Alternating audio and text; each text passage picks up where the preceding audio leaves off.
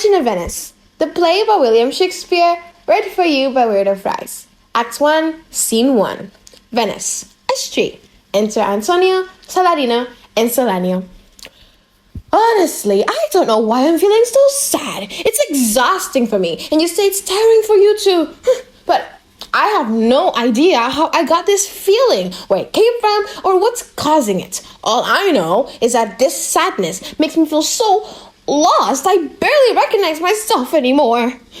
Your mind is out at sea, floating around with your big fancy ships. Those grand, puffed up vessels strutting across the waves like rich men in velvet robes. Too important to notice the little guys. They glide along like the kings of the ocean, while the tiny trading boats scramble out of their way, bowing and curtsying like nervous servants as your ships breeze past, their sails flapping like giant expensive handkerchiefs.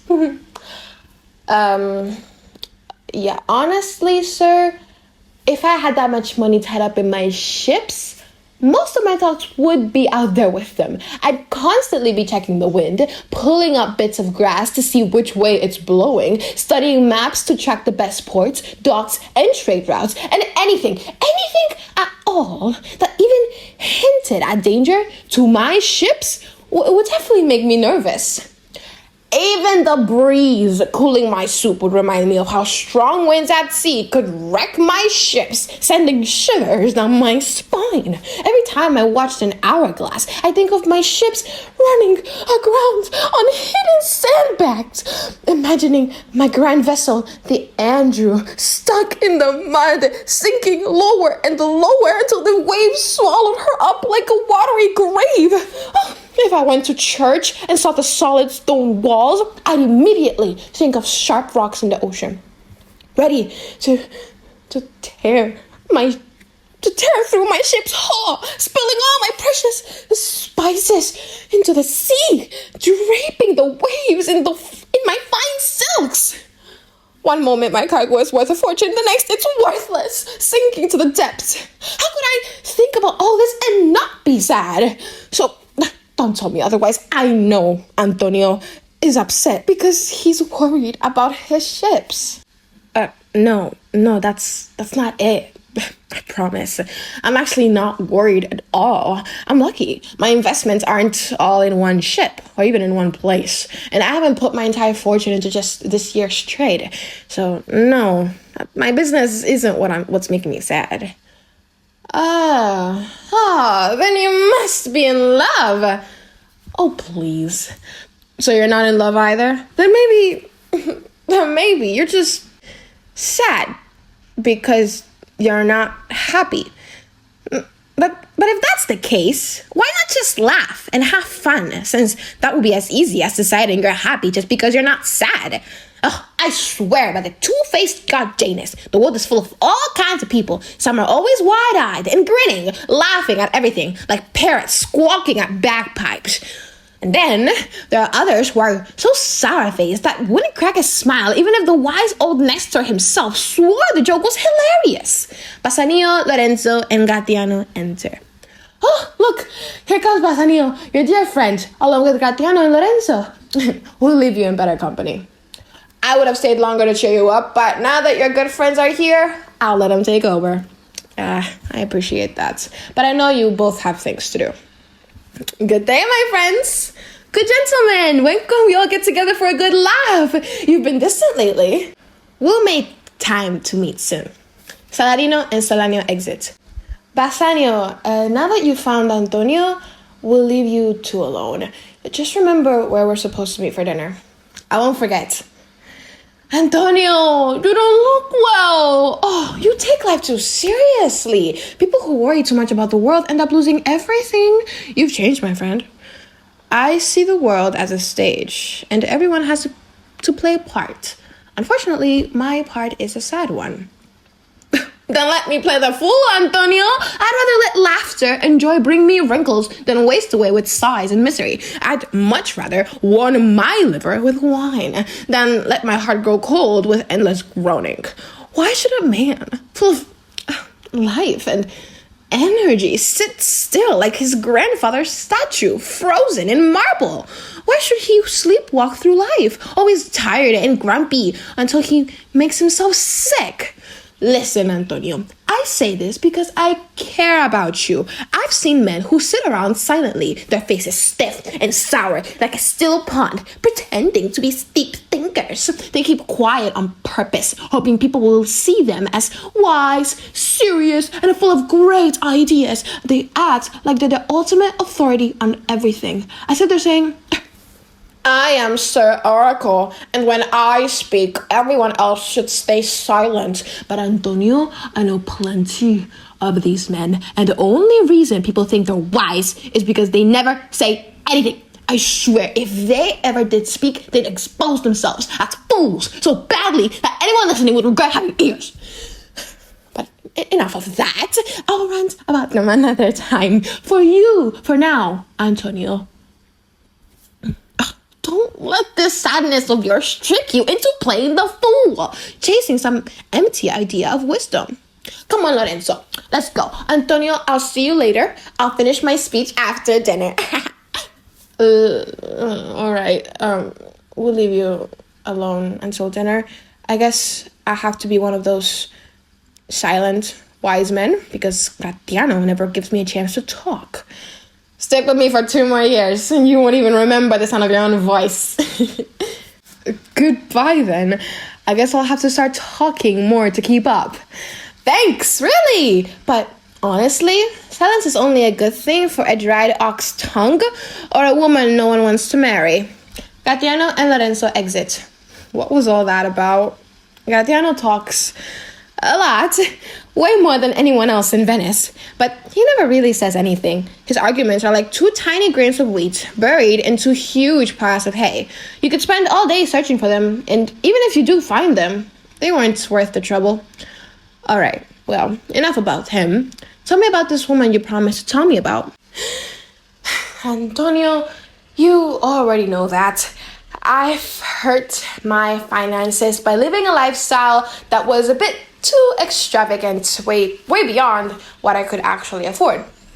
I'm not complaining about having to cut back, but my main concern right now is figuring out how to get out of these huge debts I've built up from being a little too reckless with money. Of all the people I owe you the most, both in money and in friendship. And because I trust in your friendship, I feel safe being honest with you about my plans to pay off everything I owe. Tell me what you need, and if your plan is honorable, I'll do whatever I can to help. My money, my time, and even my own well-being are at your service. Back in my school days, whenever I lost an arrow, I would shoot another one in the exact same direction. But this time, I'd watch it more carefully, and often, by risking the second arrow, I'd end up finding both. I bring up this childhood trick because what I'm about to say comes from a place of honesty. I already owe you a lot, Antonio, and like a reckless young man, I've managed to lose what I borrowed. But if you're willing to lend me more money, just like you did before, I promise I'll be extra careful this time. And with luck, I'll either find a way to pay you back entirely or at least return the second loan and remain grateful for the first. You know me well. So there's no need to waste time trying to persuade me with all these explanations. Honestly, you're doing more wrong by doubting my willingness to help than you would if you had spent everything I own. Just tell me what you need me to do. If it's within my power, I'm ready to do it. So go ahead, speak.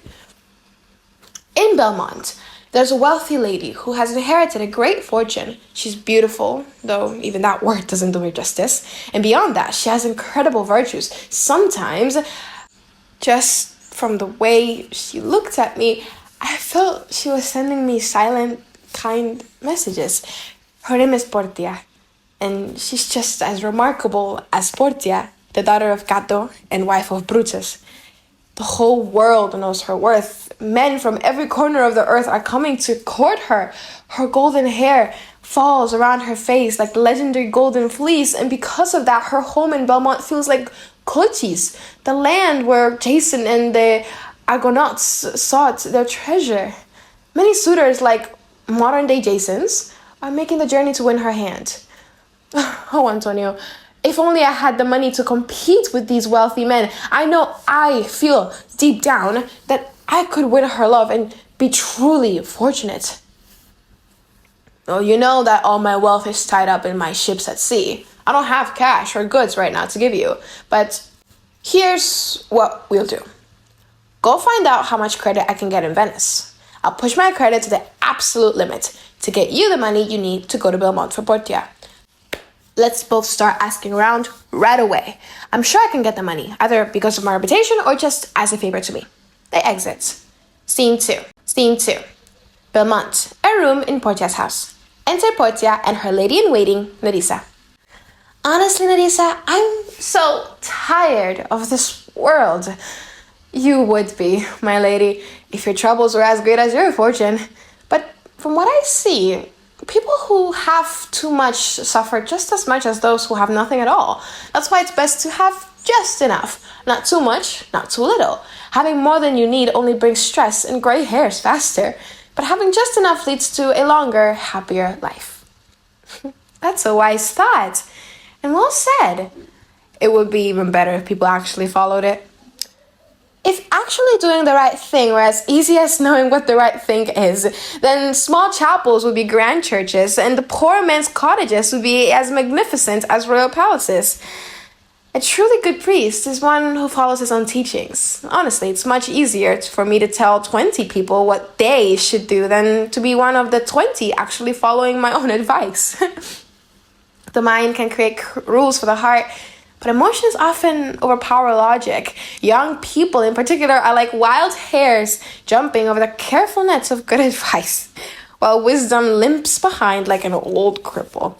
But all this thinking doesn't help me choose a husband. Oh, choose, what a word. I don't even have the right to choose who I want or refuse the ones I don't. My father's last wishes still control me, even though he's gone. Tell me, Nerissa, isn't it unfair that I can't pick one or reject any? Your father was always a good and wise man. Holy men often have great wisdom, especially in their final moments. So the lottery he created with the 3 chests, gold, silver, and lead, where the man who understands his message will win your heart, must be designed so that only the right man, the one you're truly meant to love, will choose correctly. But tell me, do you feel anything special for any of the noble suitors who have already arrived? Go ahead and name them, and I'll tell you what I think of each one. First, there's the Prince of Naples. Oh, he's like a wild young horse. All he ever talks about is his horse. He's so proud that he can shoe it himself, like that's some great achievement. Honestly, I suspect his mother may have had a thing for the blacksmith. Then there's the Count Palatine.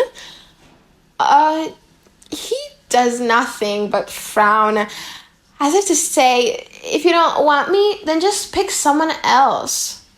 He listens to funny stories, but never smiles. If he's already this gloomy when he's young, I'm afraid he'll turn into one of those sad old philosophers who spend their days crying about life. Honestly, I'd rather marry a skull with a bone in its mouth than either of these men. God save me from both of them. Ugh. What about the French lord, Monsieur Le Bon? God created him, so I suppose we have to count him as a man. Honestly, I know it's wrong to make fun of people, but him?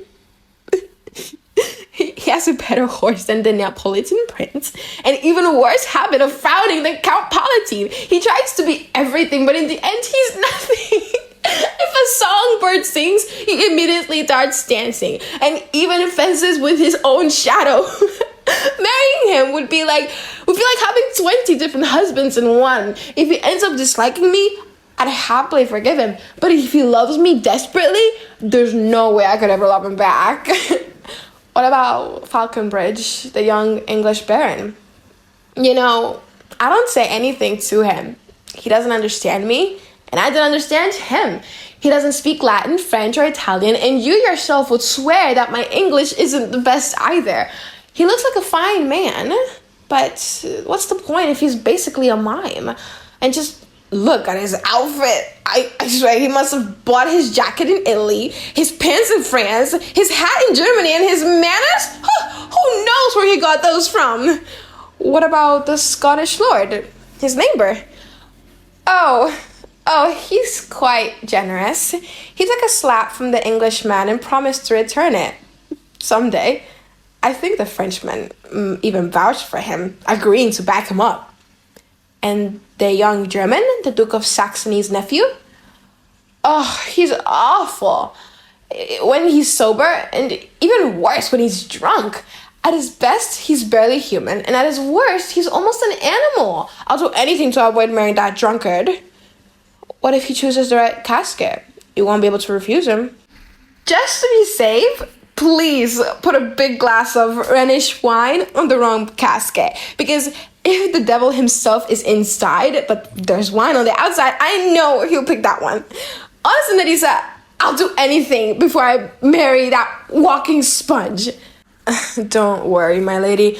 None of these men will be choosing any casket. They've told me they plan to leave and won't try your hand unless another way besides your father's test. Even if I live as long as Sibylla, I'll die as pure as Diana, unless someone wins me the way my father intended. Honestly, I'm just relieved that this batch of suitors is reasonable enough to leave. There isn't a single one I don't love for being gone. I pray that they all have a safe journey far away from me. Do you remember, my lady, a Venetian gentleman who visited during your father's time? A scholar and a soldier who came with the Marquis of Montferrat? Ah, yes. That was Bassanio, right? Yes, madame. Of all the men I've ever seen, he's the most deserving of a beautiful wife. I remember him well, and I remember that he was worthy of praise. A servant enters. Yes, what's the news? Madame, the 4 suitors are here to say goodbye. Also, a messenger has arrived from a 5th suitor, the Prince of Morocco. He says his master will be here tonight. If I could welcome his 5th suitor as happily as I'm saying goodbye to the other 4, I'd actually be glad he's coming. But if he has the virtues of a saint and the complexion of a devil, I'd rather have him as my priest than my husband. Come, Nerissa. Servants, go ahead. As soon as we shut the gate on one suitor, another one shows up knocking. They exit. Scene 3. Venice, a public place. Enter Bassanio and Shylock. 3,000 ducats. Sure. Yes, sir. For 3 months. For 3 months. Sure. And as I told you, Antonio will guarantee the loan. Antonio will be responsible. Sure. Can you help me? Will you do this for me? What's your answer? 3,000 ducats, 3 months, and Antonio as guarantor. Yes. What do you say to that? Antonio is a good man. Are you suggesting that he might not be trustworthy? Oh, no. When I said he's a good man, I didn't mean morally good. I meant he's financially stable. But his money isn't exactly in hand. It's all tied up in trade. He's got one big ship heading to Tripoli, another one sailing to the Indies, from what I've heard, at the Rialto. He's got a 3rd ship going to Mexico, and a 4th bound for England, and even more investments scattered around. But ships are just wooden planks, and sailors are just men. There are land rats and water rats, thieves on land, thieves at sea. I mean, pirates, and there's the danger of storms, shipwrecks, and rocks. Still, despite that, I'd say he's financially solid. 3,000 ducats. Yes, I think I can trust him to pay me back. You can be sure of it. I want to be sure. And to be sure, I need to think about it. Can I speak with Antonio? If you like, you can join us for dinner. Yes, to smell pork. To eat the very meat that your prophet Jesus of Nazareth cast demons into. I'll do business with you. Buy, sell, talk, walk. all of that, I will not eat with you, drink with you, or pray with you. Anyway, what's the news at the Rialto? And who's coming over there? Enter Antonio. This is Signor Antonio. Shylock aside. Look at him. He fawns like a lowly tax collector. I hate him because he's a Christian, but even more because in his foolish generosity, he lends out money without interest and drives down the interest rates for us moneylenders here in Venice. If I ever get the upper hand on him, I'll make sure to settle this old grudge once and for all. He despises my people, and in the very places where merchants gather, he publicly mocks me, my business, and the honest profit I make, which he scornfully calls interest. May my people be cursed if I ever forgive him. Shylock, do you hear me? Oh, I was just thinking about how much cash I have available. If I remember correctly, I don't have all the 3,000 ducats at this moment, but that's not a problem. Tubal, a rich Jewish merchant from my community, will lend me the rest. But wait, how many months did you say? Turns to Antonio. Good day, sir. We were just talking about you. Shylock, I usually don't lend or borrow money with interest, but to help my friend, I'm willing to break that rule. To Bassanio. Have you told him how much we need? Yes, 3,000 ducats. And for 3 months. Yes, I had forgotten. You said 3 months. All right, so we'll make a contract. But wait, didn't you say that you don't usually lend or borrow money with interest? That's right, I never do. When Jacob was taking care of his uncle Laban's sheep, this Jacob, who came from our holy ancestor Abraham, became the third in line to inherit, just as his clever mother had planned for him. Yes, he was the third. And what about him? Did he charge interest? No, he didn't take interest. Not in the way you mean, not directly. Listen to what Jacob did. When Jacob and Laban made an agreement that all the newborn lambs that were streaked and spotted would belong to Jacob, that ewes, being in season at the end of autumn, went to mate with the rams. And while they were breeding, the clever shepherd peeled the bark of certain branches, and while the sheep were mating, he placed these branches in front of them. When the lambs were born, many of them came out streaked and spotted, and those became Jacob's. That was how he prospered, and he was blessed for it. And making a profit is a blessing, as long as it's done dishonestly. That was a gamble, sir. Something Jacob worked for. It wasn't in his power to make it happen. It was guided and shaped by the hand of heaven. Was this story meant to justify charging interest? Or are your gold and silver like sheep and rams? I don't know about that, but I make money grow just as fast. But listen to me, sir. Antonio to Bassanio. Listen to this, Bassanio.